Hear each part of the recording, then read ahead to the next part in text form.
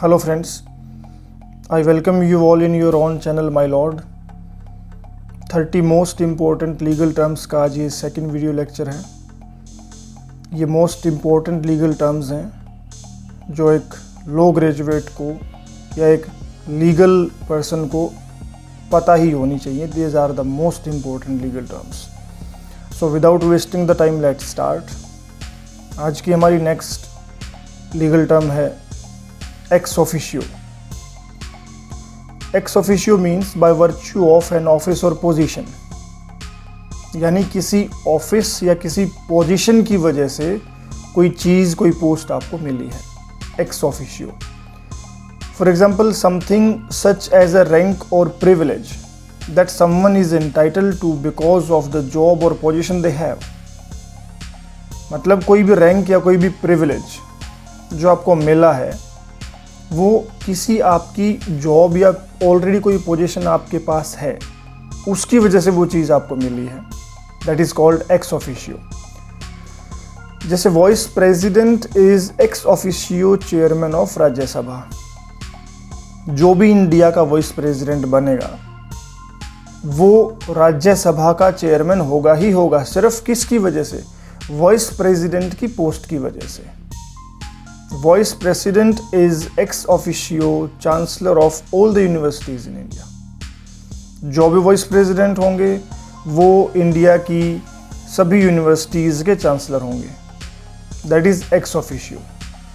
Next हम देखते हैं एक्स पार्टे।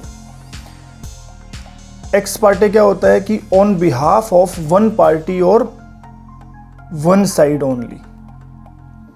कोई भी जुडिशियल प्रोसीडिंग है, कोई भी एप्लीकेशन है, वो on behalf of one party और वन साइड डिसाइड कर दी गई है कोर्ट के द्वारा।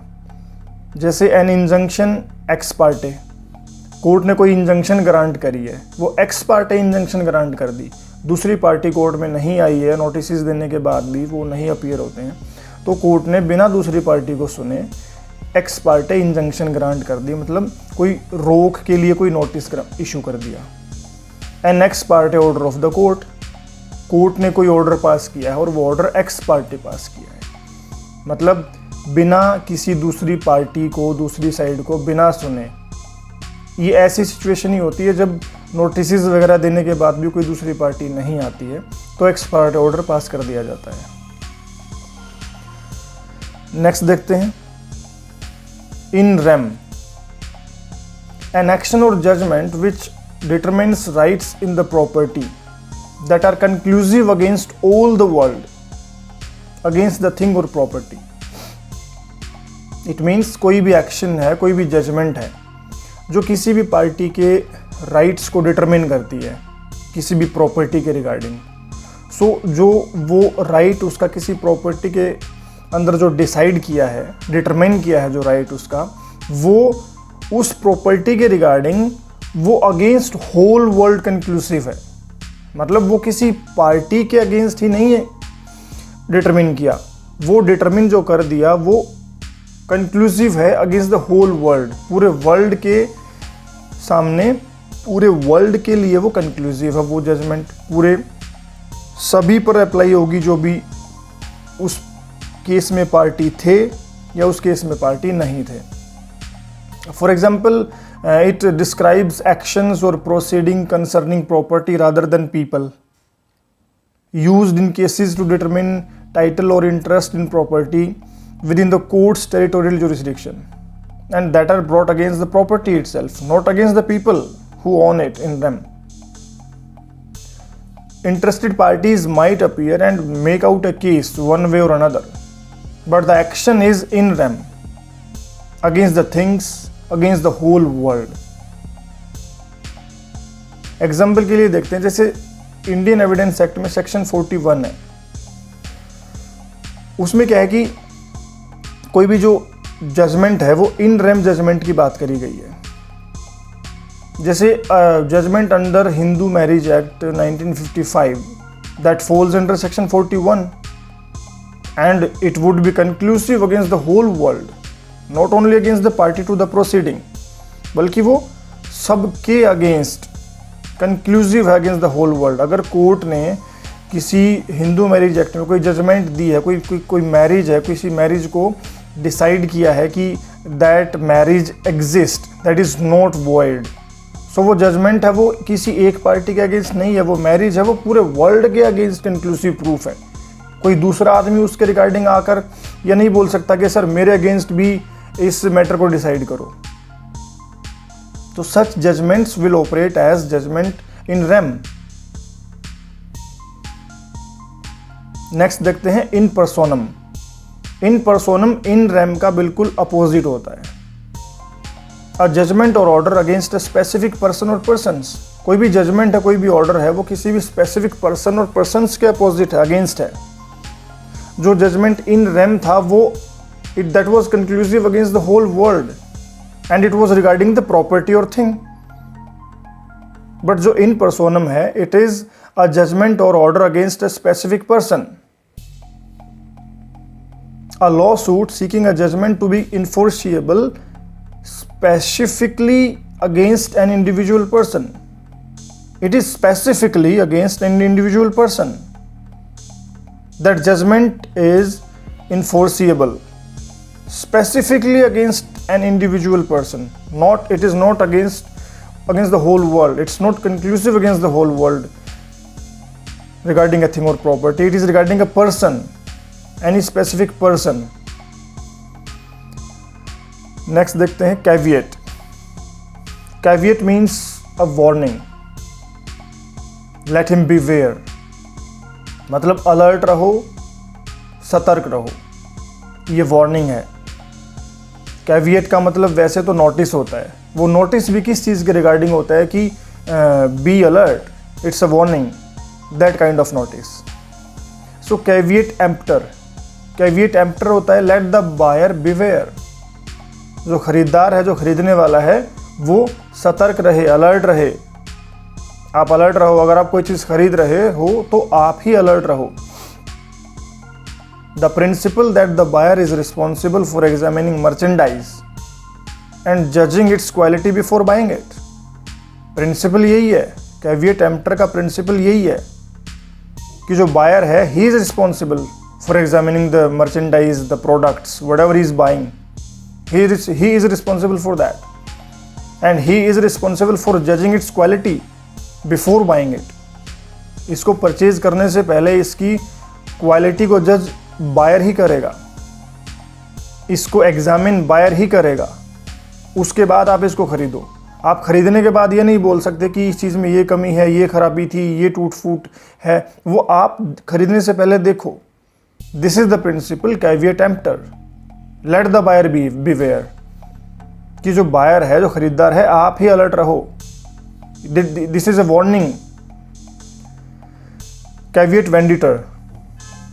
Let the seller beware. मतलब इसमें क्या है, इसमें जो सेलर है वो beware रहेंगे, वो अलर्ट रहेंगे।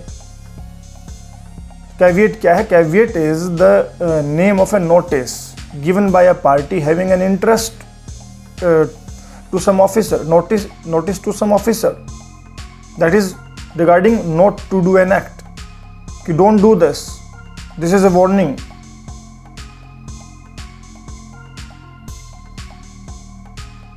Next देखते हैं ipso facto. What is ipso facto? By that very fact or that act itself, through the effect of a fact or act. Means उसी फैक्ट की वजह से, उसी फैक्ट की एग्जिस्टेंस की वजह से, उस एक्ट के होने की वजह से, उस एक्ट की एग्जिस्टेंस की वजह से। इप्सो फैक्टो मीन्स कोई एक्ट हुआ है उस एक्ट की वजह से, या फिर कोई फैक्ट एग्जिस्ट करता है उस फैक्ट की वजह से। उस फैक्ट के, उस एक्ट के इफेक्ट की वजह से कोई चीज हो रही है, that is ipso facto. If something is ipso facto true, it must be true because of a fact that has been mentioned. कोई फैक्ट है, कुछ मेंशन किया गया है, अगर वो फैक्ट ट्रू है तो उसके ट्रू होने की वजह से कोई चीज एग्जिस्ट करती है, so it must be true. Ipso facto his guilt was apparent. इप्सो facto his guilt was apparent means, इप्सो facto means कि कोई फैक्ट एग्जिस्ट करता है, कोई एक्ट हुआ है, कोई एक्ट हुआ है, उसकी वजह ही से ही तो उसकी जो गिल्ट है वो अपेरेंट है, वो क्लियर है। If a crime occurs then there is ipso facto a guilty party. This is a nice example. If a crime occurs, अगर कोई क्राइम, कोई घटना, कोई ऑफेंस होता है, तो कोई ऑफेंस हुआ है, इसका मतलब इस एक्ट के होने का मतलब यही है कि भाई जिसने वो किया है वो क्रिमिनल, कोई ना कोई तो क्रिमिनल है, जिसने वो क्राइम किया है कोई ना कोई तो गिल्टी पार्टी है। अगर क्राइम हुआ है तो जिस आदमी ने वो किया है वो गिल्टी पार्टी तो है ही ना। तो इसीलिए ipso facto there is ipso facto a guilty party, उस क्राइम होने की वजह से एक गिल्टी पार्टी तो है। So if a crime occurs then there is ipso facto a guilty party. तो किसी एक फैक्ट के होने की वजह से, उसकी एग्जिस्टेंस की वजह से कोई दूसरा फैक्ट होता है, कोई और एक्टिविटी होती है, दैट इज इप्सो फैक्टो, कि इस फैक्ट की वजह से ये चीज़ हुई है, ये चीज़ क्लियर है, इस फैक्ट की वजह से ये चीज़ क्लियर है, इस फैक्ट की वजह से ये चीज़ अपेरेंट है, इस फैक्ट की वजह से ये चीज़ प्रूव होती है। अगर वो चीज़ है, वो फैक्ट अगर एग्जिस्ट करता है तो दूसरी चीज़ प्रूव्ड है उसके बेस पे, that is ipso facto.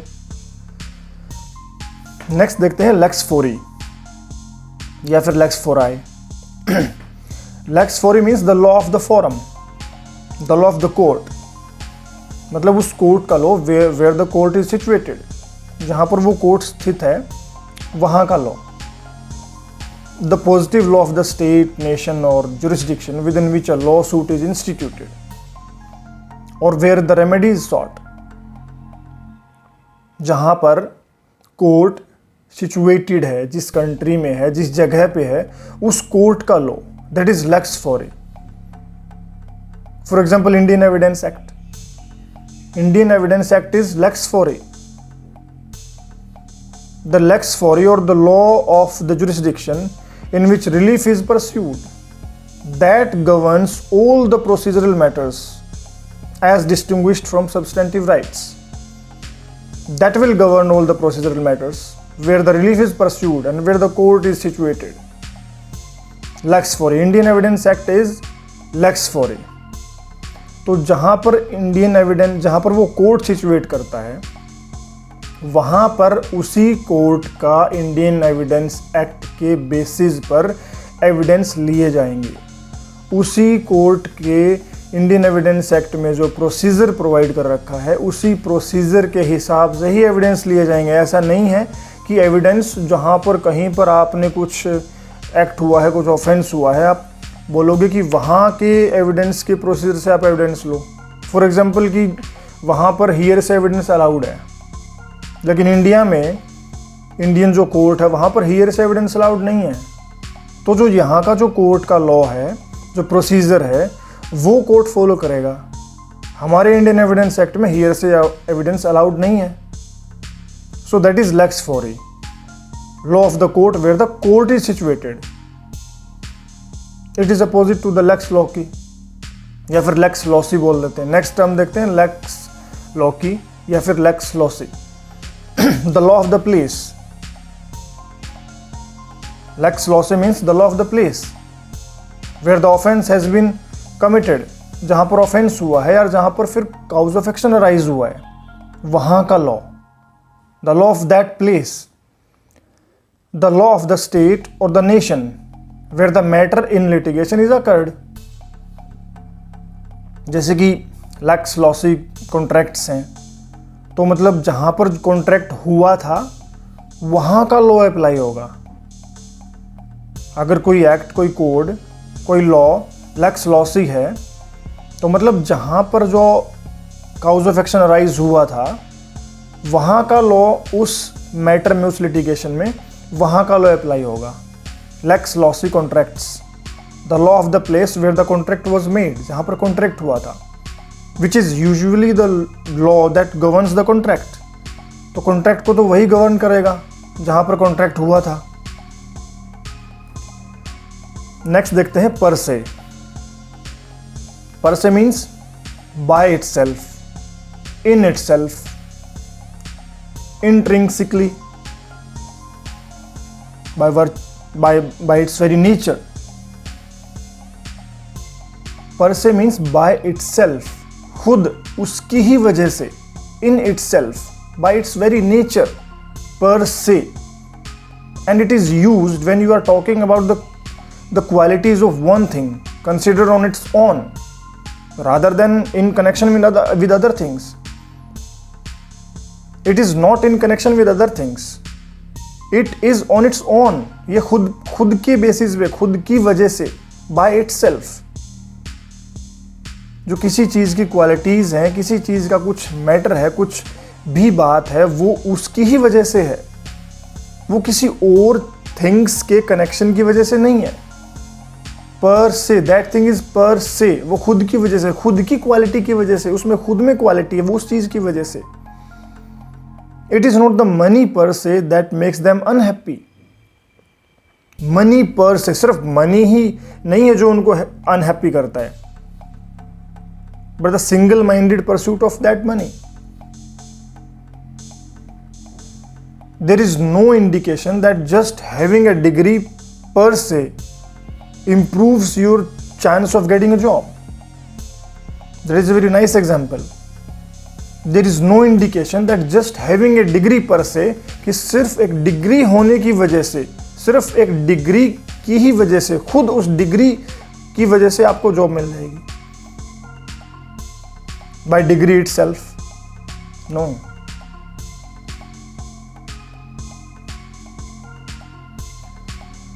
Thus, a published writing which falsely accuses another of having a venereal disease or being a convicted felon is labeled per se, without further explaining of the meaning of the statement.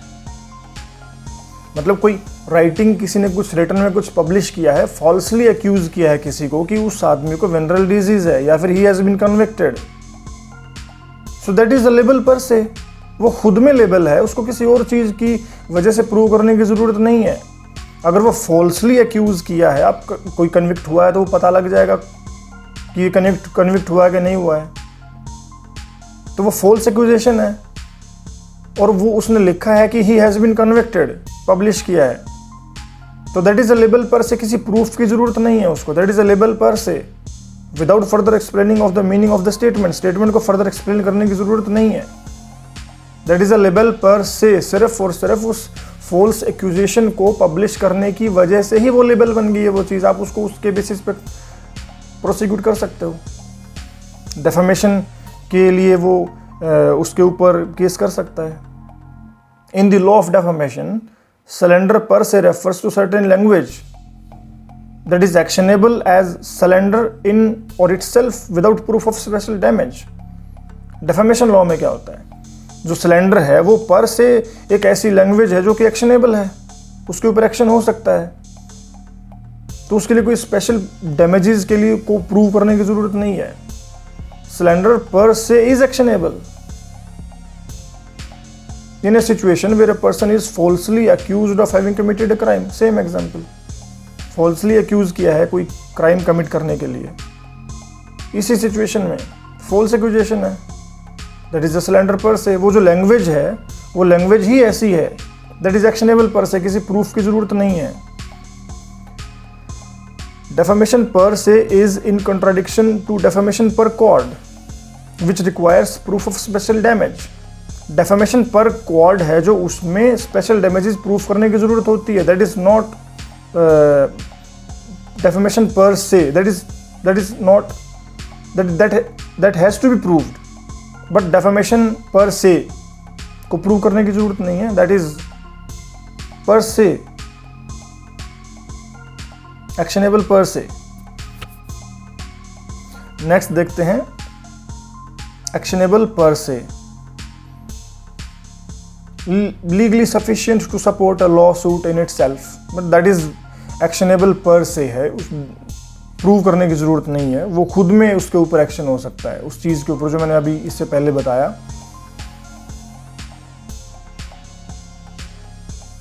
जो slander है, जो हमने slander को discuss किया था in the law of defamation, slander पर से is a certain language that is actionable per se as a slander without any proof.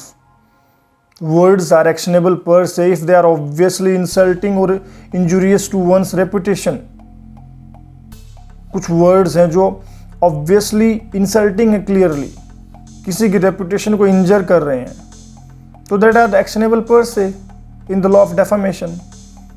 In lawsuits for libel or slander, words that impute the commission of a crime, that is a loathsome disease, unchastity, or remarks that affect the plaintiff's business, trade, profession, calling, or office may be actionable per se. No special proof of actual harm done by the words is necessary to win the monetary damages when the words are actionable per se. It means when the words are actionable per se, no need of special proof of actual harm done by these words. That is not necessary. These are actionable per se.